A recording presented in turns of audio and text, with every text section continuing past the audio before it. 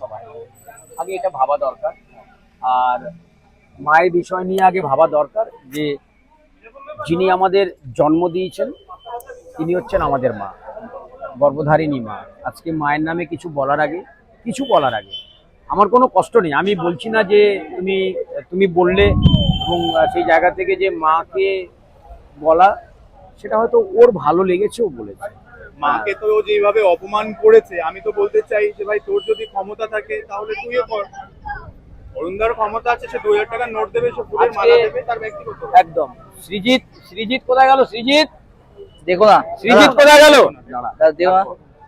এই জায়গা থেকে আমার একটা কথা, আমি মালা, আমি সৃজিত কোথায় গেল? সৃজিত, আরে সৃজিত রিয়া কোথায় গেল? চলে গেছে নাকি সৃজিত? শোনো না, একটু শোনো। আজকে আমাকে একটু আগে সৃজিত ভাই বলছিল যে ওই মা